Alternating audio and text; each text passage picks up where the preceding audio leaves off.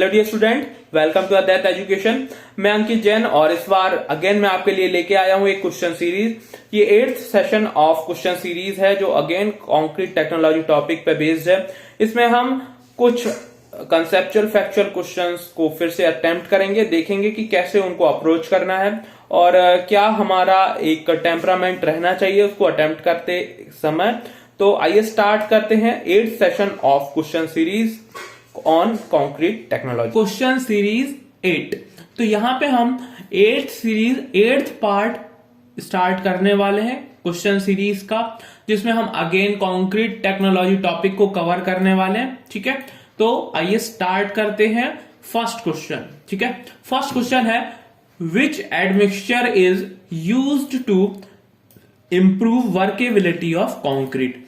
तो हमें 4 options given है और हमें इन 4 ऑप्शंस में से सूटेबल आंसर यहां पे सिलेक्ट करना है जो कि हमें बताता हो कि वर्केबिलिटी को इंप्रूव कौन सा एडमिक्सचर करता है। ठीक है, हमारे पास 4 ऑप्शन है, हम 1 बाय 1 जाएंगे। ऑप्शन ए है प्लास्टिसाइजर्स। ठीक है, तो प्लास्टिसाइजर्स क्या होते हैं? प्लास्टिसाइजर्स वो केमिकल्स या एडमिक्सचर्स होते हैं जो कि क्या करते हैं, लो वर्केबिलिटी या लो WIC रेशियो को फैसिलिटेट करते हैं।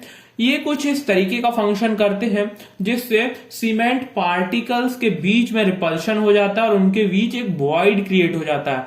तो लो WIC रेशियो में भी जो कम वाटर कंटेंट अवेलेबल है उसमें भी ये पूरे का पूरा सीमेंट को इजीली कवर कर पाते हैं और एक अच्छी वर्केबिलिटी भी फैसिलिटेट कर पाते हैं। ठीक है, तो एक जो प्लास्टिसाइजर है यहां पे गुड वर्केबिलिटी के लिए यहां पे एक रीजनेबल प्रोडक्ट है, रीजनेबल एक एडमिक्सचर है। बट हम दूसरे ऑप्शंस को भी एक बार देख लें।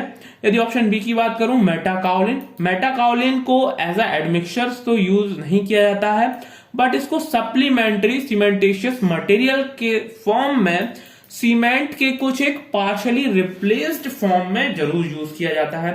जैसे इसकी मैं बात करूं तो हम कोई एक कंक्रीट बना रहे होंगे तो मेटाकाओलिन को कुछ परसेंटेज में सीमेंट से रिप्लेस करके यूज किया जा सकता हो। जैसे मैं कुछ कॉम्बिनेशंस आपको बताता हूं, जैसे 5% मेटाकाओलिन 95% सीमेंट, या 10% मेटाकाओलिन और 90% सीमेंट। तो कुछ ये वैल्यू 10 to 20% तक लिमिट करती है, वहां तक ही रहती है। ठीक है, अब हम ऑप्शन सी की बात करें, रिटार्डर्स। तो रिटार्डर्स का यूज जो सेटिंग ऑफ सीमेंट है उसको क्या करने में किया जाता है, उसका टाइम बढ़ाने में किया जाता है, मतलब उसको डिले करने में किया जाता है। वैसे ही हम ऑप्शन डी की बात करें तो ऑप्शन डी है एक्सीलरेटर। एक्सीलरेटर का यूज होता है जो हमारा सेटिंग टाइम ऑफ सीमेंट है उसको बहुत ही जल्दी अचीव करने में, उसको कम करने में। तो यहां पे जो ऑप्शन बी है, ऑप्शन सी है और ऑप्शन डी है, उनका वर्केबिलिटी से बिल्कुल भी कुछ लेना देना नहीं है। और हम यहाँ पे क्लियर कट बोल सकते हैं कि जो ऑप्शन ए है यहाँ पे जो है यूज किया जाता है as a workability modifying agent या फिर to improve workability of concrete. तो option A is the correct answer of this question. ठीक है, नेक्स्ट क्वेश्चन की तरफ हम जाते हैं। अगला क्वेश्चन है a concrete using an air entrained cement. ठीक है, तो हमें पता है कि एयर एंट्रेंड सीमेंट में हम कुछ ऐसा एडमिक्सचर यूज करते हैं वो एक बबल्स ऑफ एयर प्रोड्यूस करता है जब हम कंक्रीट में वाटर जो है उसमें मिलाते हैं, कंक्रीट में वाटर मिक्स किया जाता है। ठीक है, तो इस तरीके का कंक्रीट ये रहने वाला रहता है। बेसिकली इसका यूज जो है वर्केबल कंक्रीट को बनाने में किया जाता है। ठीक है, तो अब हम देखते हैं ऑप्शंस को एक बार देख लेते हैं और फिर हम देखेंगे कि इनमें से कौन सा सुटेबल आंसर है। ठीक है, ऑप्शन ए है has strength less than 10% to 15%। तो जो एयर एंट्रेंड सीमेंट के कारण कंक्रीट बनता है उसका जो स्ट्रेंथ है जरूर ही कम होता है जो एक नॉर्मल सीमेंट या कंक्रीट है उससे, पर 10 to 15% रहेगा। ये कोई सच फिक्स नहीं है। ठीक है, तो ये स्टेटमेंट सही तो है पर कंप्लीटली एकदम करेक्ट स्टेटमेंट नहीं है, पार्शियली करेक्ट स्टेटमेंट है। ठीक है, अभी हम और भी दूसरे स्टेटमेंट पढ़ेंगे और ये देखने की कोशिश करेंगे कि जो मोस्ट सुटेबल आंसर होगा उसी को हम सिलेक्ट करेंगे। ठीक है, कई बार ऐसा भी होता है कि सेम स्टेटमेंट को और मॉडिफाई करके बोला जाता है और वो उस केस में मोस्ट सुटेबल आंसर होता है। ठीक है, तो इसी तरीके से हम ऑप्शन बी पे जाते हैं। ऑप्शन बी है has more resistance to weathering. ठीक है, तो ये ऑप्शन भी सही है कि जो भी एयर एंट्रेंड कंक्रीट होते हैं उनका वेदर के अगेंस्ट रेजिस्टेंस क्या होता है, सुपीरियर होता है। ठीक है, ये एक ज्यादा अच्छा रेजिस्टेंस शो करते हैं। ऑप्शन सी की बात करूं, is more plastic and workable. ठीक है, तो जैसा ही मैंने आपको शुरुआत में बताया था कि इसका प्राइमरी फंक्शन क्या है, कंक्रीट को वर्केबल बनाना है, इसका प्राइमरी फंक्शन है। ठीक है, तो यहां पे ये ऑप्शन सी एकदम करेक्ट है।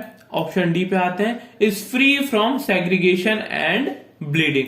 तो ये जो वर्ड लिखा है फ्री फ्रॉम मतलब एब्सोल्यूट टर्म में यहां पे सेग्रीगेशन और ब्लीडिंग नहीं हो सकते, तो ऐसा बिल्कुल नहीं है।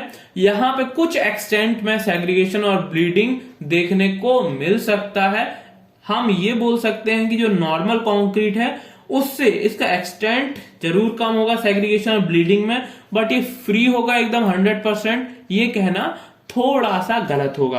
तो अब यहां पे जो 4 ऑप्शन है उसमें से कुछ स्टेटमेंट तो एकदम ही करेक्ट है और कुछ स्टेटमेंट है जो पार्शियल करेक्ट है। अब हमें यहां पे सिलेक्ट करना है वो स्टेटमेंट जो मोस्ट सुटेबल है, जो इसका प्राइमरी फंक्शन है। ठीक है, तो जैसे मैंने आपको पहले ही कहा था कि वर्केबिलिटी प्रोड्यूस करना। ठीक है, इस जो एडमिक्सचर है उसका प्राइमरी फंक्शन है, तो हम यहां पे बोल सकते हैं कि it is more workable in case of air entraining admixture या एयर एंट्रेनिंग सीमेंट। ओके, तो C is the correct answer of this question. Okay, next हम देखते हैं, अगला क्वेश्चन पे देखते हैं। तो अगला क्वेश्चन है retarders are used for option A है construction of high rise building. सबसे पहले हम ये देख लें कि जो रिटार्डर्स होते हैं बेसिकली इनका काम क्या होता है। तो इनका काम होता है जो नॉर्मल सीमेंट का सेट होने का टाइम है उसको और बढ़ा देना, मतलब और सपोज यदि हम हाफ एन आवर का टाइम लेके चलते हैं तो इसमें हमको उससे ज्यादा ही समय हो सकता है, 1 घंटा 1.5 घंटा ही वो इनिशियल सेटिंग टाइम हमको देखने को मिले। तो अब हमें यहाँ पे 4 फंक्शंस 4 यूजेस दिए हुए हैं जहां पे इस टाइप के एडमिक्सचर को कंक्रीट में डिप्लॉय किया जाता है, उसके बारे में हमको बताना है। ठीक है, तो हम सबसे पहले इन वर्क को, इन यूजेस को पढ़ लेते हैं, फिर हम डिसाइड करेंगे कि इनमें से मोस्ट सुटेबल कौन सा है। ठीक है, ऑप्शन ए है construction of high rise building.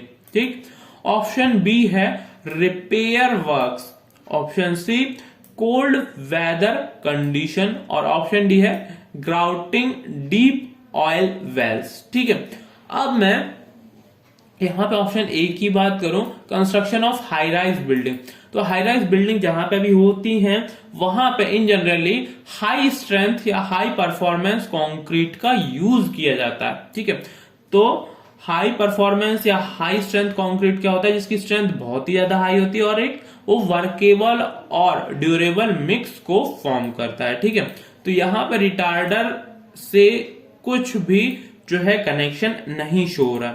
Option B की बात करें तो वो है रिपेयर वर्क्स के लिए। तो रिपेयर वर्क्स में सपोज हम पेवमेंट के रिपेयर वर्क्स की बात करें तो उसके लिए ऐसा सीमेंट यूज किया जाता है जो कि हमको क्विक सेटिंग दे। ठीक है, क्विक सेटिंग दे, उस केस में हमें एक्सीलरेटर यूज करना होता है। ठीक है, तो यहां पे भी ये चीज नहीं एप्लीकेबल। ऑप्शन सी की बात करें तो cold weather condition, cold weather condition में जनरली ऐसा सीमेंट यूज किया जाता है जहां पे हाई हीट ऑफ हाइड्रेशन का इवॉल्व होना देखा जाता हो। ठीक है, रिटार्डर के केस में ये नहीं होता है।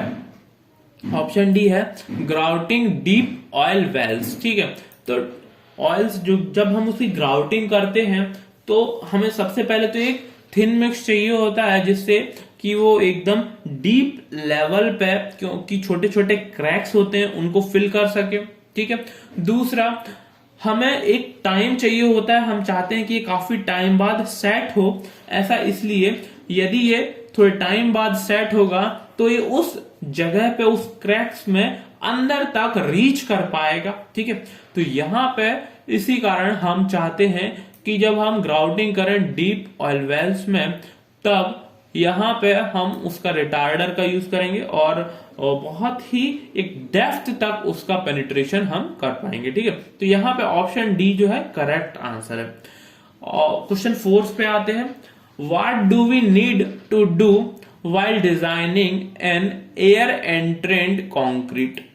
तो अब हमें पर्टिकुलरली बात करना है कि यदि हम एयर एंट्रेंड कंक्रीट को बना रहे हैं तो उसके लिए हमें क्या करना पड़ेगा। जब हम उसको डिजाइन कर रहे हैं तो हमें क्या क्या रिक्वायरमेंट चाहिए। ठीक है। ऑप्शन वाइज जाएंगे। ऑप्शन ए है water cement ratio is to be removed. ठीक है, रिड्यूस्ड। तो हमें पता है कि यदि हमें एयर एंट्रेंड कंक्रीट बनाना है तो वहां पे एक जो फिनोमिना होने वाला है, जहां पे एयर वॉइड्स जो है एक हायर अमाउंट में हमको देखने को मिलेंगे। ठीक है। और हायर अमाउंट में देखने को मिलेंगे और ये एक वॉल्यूम को कंटेन करेंगे और इसी कारण जो हमें दूसरे जो कॉन्स्टिट्यूएंट हैं, यदि हम उनका वॉल्यूम कम करते हैं तो ये जो है रेशियो फुलफिल होता हमको दिख रहा है। ठीक है। तो अब हम इसी चीज को इसी थॉट के साथ आगे बढ़ेंगे और क्वेश्चन का आंसर करने की कोशिश करेंगे। ठीक है। तो यहां पे बोला जा रहा है, ऑप्शन ए है कि WYC ratio is to be reduced. ठीक है। तो यदि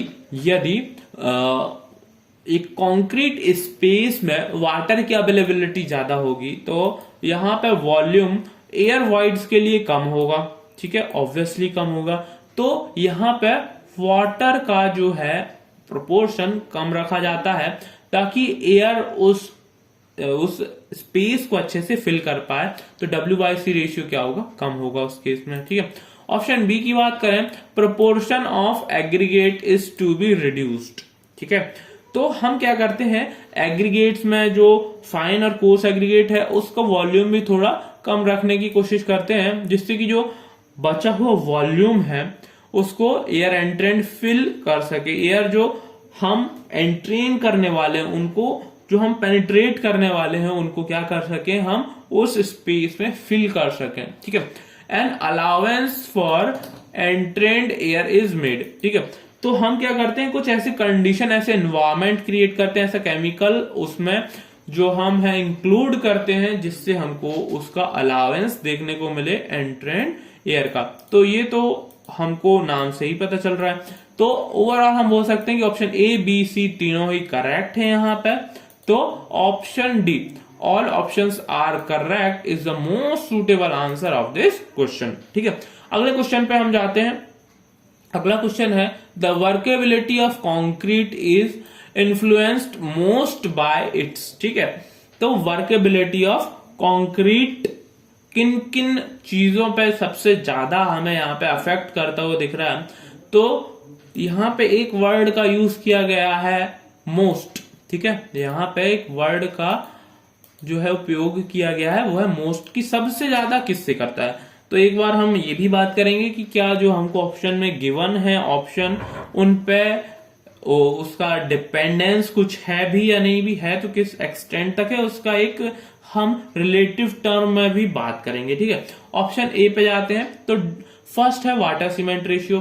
तो वाटर सीमेंट रेशियो पे यहाँ पे जरूरी ही वर्केबिलिटी ऑफ कंक्रीट जो है डिपेंड करता है। WYC रेशियो ज्यादा होता है, WYC रेशियो ज्यादा होता है तो वर्केबिलिटी भी ज्यादा होती है। यदि WYC रेशियो कम होता है तो वर्केबिलिटी भी कम हमको ऑब्जर्वेशन में आती है। ठीक है। सेकंड हम ऑप्शन बी पे जाते हैं, एग्रीगेट सीमेंट रेशियो। ठीक है। तो जितना ही कम सीमेंट होगा, जितना ही ज्यादा एग्रीगेट होगा, उतनी ही कम वर्केबिलिटी रहेगी, और जितना कम एग्रीगेट रहेगा उतनी ही हमको ज्यादा वर्केबिलिटी देखने को मिलती है। इस पे एक चीज और मैं बोल सकता हूं कि ये एग्रीगेट के कई बार जो एग्रीगेट सीमेंट रेशियो है उस पे बहुत बड़ा फैक्टर है। क्यों? क्योंकि एग्रीगेट जो है एक बहुत बड़ा पार्ट बनाता है कंक्रीट का, ठीक है, कंक्रीट का बड़ा पार्ट बनाता है।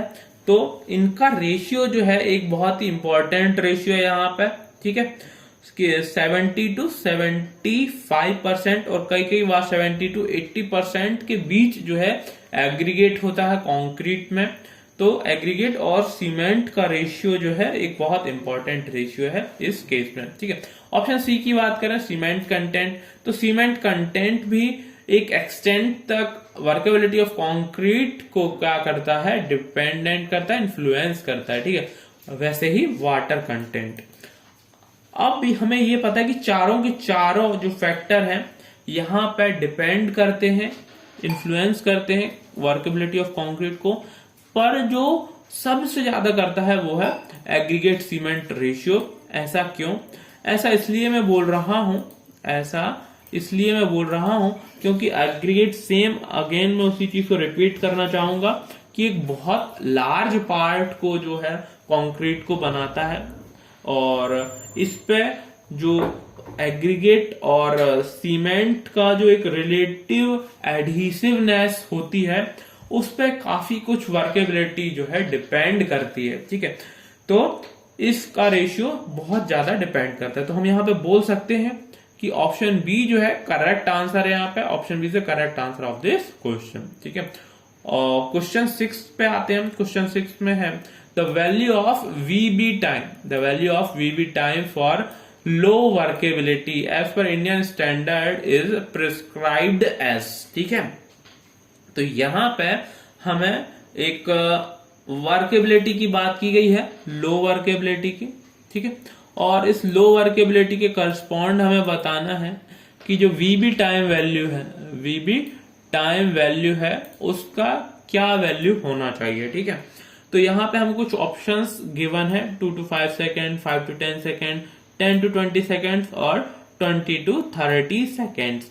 तो एक बार यदि मैं डिफरेंट टाइप ऑफ वर्केबिलिटी की बात कर लूं तो यहाँ पे कौन कौन सी वर्केबिलिटीज पॉसिबल होती हैं। तो एक्सट्रीमली मॉइस्ट अर्थ कंडीशन होती है। फिर उसके बाद यदि हम थोड़ा सा और वर्केबिलिटी में बढ़ते हैं तो वेरी लो वर्केबिलिटी, उसके बाद लो वर्केबिलिटी, ठीक है। ऐसे ही हम एक मीडियम वर्केबिलिटी में आते हैं और एक हाई वर्केबिलिटी में। तो इस तरीके से इंडियन स्टैंडर्ड में इसका कैटेगराइजेशन किया गया है।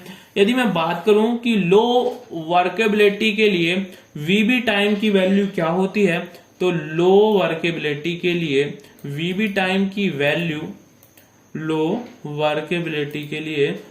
टाइम की वैल्यू 6 to 12 सेकेंड्स के बीच होती है, ठीक है।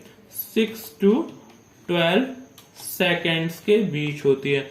अब हमें इस वैल्यू को ध्यान में रखते हुए मोस्ट सुटेबल ऑप्शन को सिलेक्ट करना है, ठीक है। तो यहाँ पे ऑप्शन ए है 2 to 5 सेकेंड, तो ये तो इसमें ओवरलैप उतना अच्छा नहीं करता है। ऑप्शन बी है 5 to 10 सेकेंड्स, ठीक है। तो ये एक काफी हद तक हमें ओवरलैप इसका देखने को मिलता है। ऑप्शन सी की बात करें तो 10 to 20 सेकेंड्स, तो इसका जो ओवरलैप है बी के ओवरलैप से कम है, और ऑप्शन डी तो ओवरलैप ही नहीं करता। तो यहाँ पे हम बोल सकते हैं कि जो ऑप्शन बी है, जो ऑप्शन बी है करेक्ट आंसर है, ठीक है। Option B is correct answer of this question. Next question पे आते हैं। क्वेश्चन 7th है the concrete mix which causes difficulty is obtaining a smooth finish is known to possess। तो यहां पे हमको एक टाइप ऑफ कंक्रीट मिक्स बताना है जो क्या करता हो जिसको डिफिकल्टी होती हो स्मूथ फिनिश को रखने में, ठीक है। तो अब हम यहाँ पे देखेंगे कौन कौन से जो है यहाँ पे पॉसिबल आंसर हो सकते हैं, ठीक है। क्या? अच्छा, अब ऑप्शन ए की बात करें। ऑप्शन ए है सेग्रीगेशन, ठीक है। सेग्रीगेशन क्या फिनोमिना होता है? सेग्रीगेशन वो फिनोमिना होता है जिसमें जो डिफरेंट कंस्टिट्यूएंट है कंक्रीट के वो एक दूसरे से अलग होने लगते हैं, ठीक है। तो यहां पे एक्चुअली ये जो फिनोमिना है इसका फिनिशिंग ऑफ कंक्रीट से एकदम डायरेक्ट रिलेशन नहीं है, ठीक है। फिर भी हम आगे के ऑप्शंस पे एक बार नजर डालते हैं। ऑप्शन बी है इंटरनल फ्रैक्शन, ठीक है, इंटरनल फ्रैक्शन। तो यहां पे पॉसिबल है कि ये फ्रिक्शन होगा, कि ये फ्रिक्शन होगा ना कि फ्रैक्शन, ठीक है। तो इंटरनल फ्रिक्शन जो है वो एग्रीगेट्स के बिटवीन होता है, एग्रीगेट के बिटवीन होता है, और इसके कारण भी जो अपर सरफेस का फिनिश है वो उस पर इन्फ्लुएंस्ड नहीं रहता है, उस पर निर्भर नहीं करता है, ठीक है। थर्ड हमें बोला जा रहा है option C hardness, option C hardness. तो यहां पे यदि कंक्रीट हार्ड है, उसमें हार्शनेस है, हार्डनेस है, तो फिर उसको फिनिश करना या उसकी अपर लेयर को स्मूथ कर पाना जो है डिफिकल्ट टास्क हो जाता है, ठीक है, जो है डिफिकल्ट टास्क हो जाता है। तो यहां पे अगेन ये जो ऑप्शन है ये हमें एक सूटेबल लगता दिख रहा है, ठीक है, सूटेबल लगता दिख रहा है। तो इसको हम ध्यान में रखेंगे। एक बार ऑप्शन डी को भी पढ़ेंगे। ऑप्शन डी है ब्लीडिंग।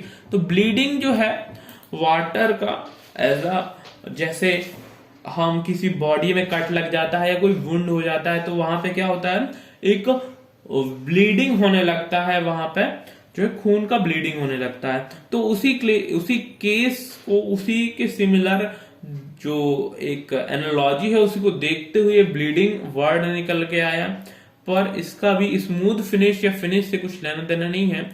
यहाँ पे जो ऑप्शन सी है हार्डनेस, वो हमको क्या बताता है, हमको बताता है कि कैसे, कि यदि हम एक हार्डनेस, एक स्मूथ फिनिश अचीव करना चाहें तो ये उसको होने नहीं देता है, जो कि पर्टिकुलरली जो हमें कंक्रीट मिक्स को बोला गया है, जिस कंक्रीट मिक्स को हार्ड मिक्स बोला जाता है, उसमें ये प्रॉब्लम देखने को मिलती है, ठीक है। जबकि दूसरे जो है सेग्रीगेशन, ब्लीडिंग एक फिनोमिनाज है, ये एक फिनोमिनाज है। इंटरनल फ्रिक्शन भी एक इंटरनल फिनोमिना है, ठीक है ना।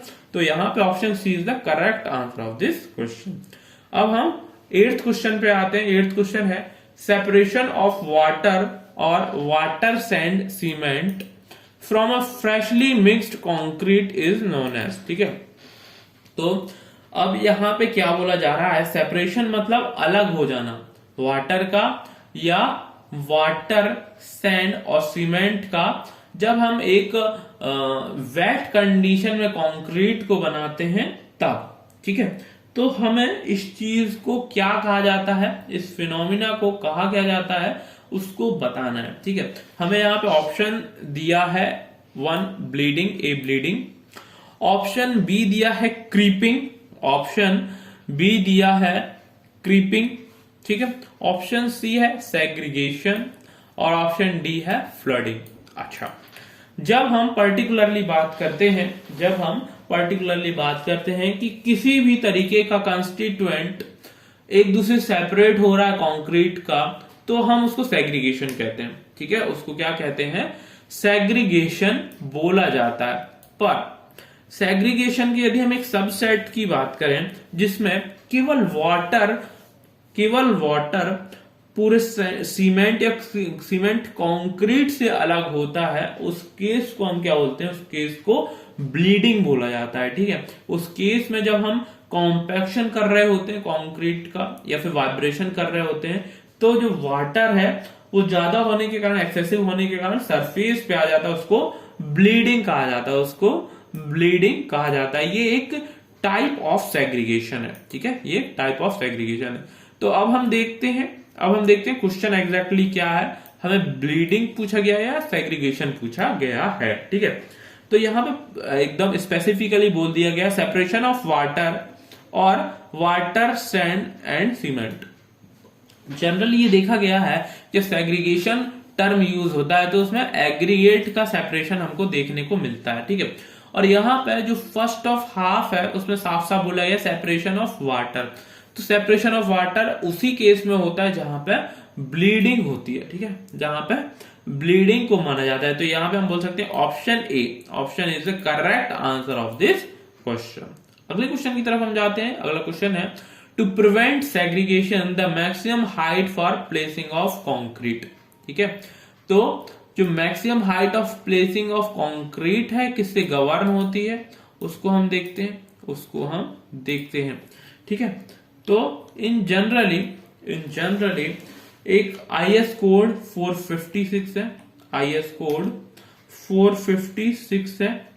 तो IS कोड 456 2000, ठीक है, इसके through as per IS code 456 2000 के बेसिस पे हम बोल सकते हैं कि जितने भी जो मैक्सिमम हाइट ऑफ प्लेसिंग के लिए ये एक कहना चाहिए एक रिक्वायरमेंट गिवन है, और वो है कि 1.5 मीटर।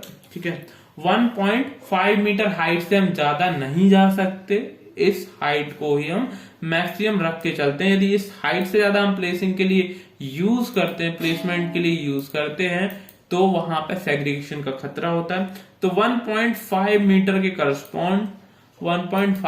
करस्पॉन्ड जो वैल्यू है वो है 150 सेंटीमीटर। तो यहां पे हम बोल सकते हैं कि जो 150 सेंटीमीटर है वो क्या है, करेक्ट आंसर है। तो option C is the correct answer of this question. अगले क्वेश्चन की तरफ हम जाते हैं। अगला क्वेश्चन है the initial setting time of fresh concrete. तो ध्यान से देखिए, यहां पे कंक्रीट के टर्म में बात की गई है। ठीक है, यहां पे कंक्रीट के टर्म में बात की गई है, ना कि सीमेंट के टर्म में। तो सीमेंट अलग होता है, सीमेंट का सेटिंग टाइम अलग होता है, कंक्रीट का सेटिंग टाइम अलग होता है। ठीक है, तो कंक्रीट का सेटिंग टाइम जो है अलग होता है। कैसे? इसके लिए क्या होता है, एक IS कोड है, IS कोड कितना है 8142। उसमें इससे रिलेटेड जो भी प्रोविजंस है वो गिवन है। ठीक है, और इसके लिए एक पेनिट्रेशन टेस्ट होता है, इसके लिए एक क्या होता है, पेनिट्रेशन टेस्ट होता है, पेनिट्रेशन टेस्ट। और पेनिट्रेशन टेस्ट में पेनिट्रेशन वैल्यू जो है 3.5 मेगा पास्कल के करस्पॉन्डिंगली सीमेंट कंक्रीट को पेनिट्रेट करने के लिए वैल्यू है, उसमें जितना भी टाइम लगता है उसको क्या बोला जाता है, initial setting time of concrete. तो initial setting time of fresh concrete कितना होता है, time required for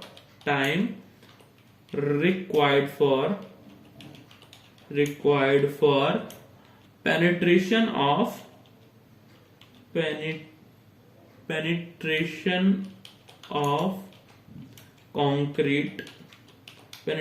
of concrete correspond to 3.5 mega pascal.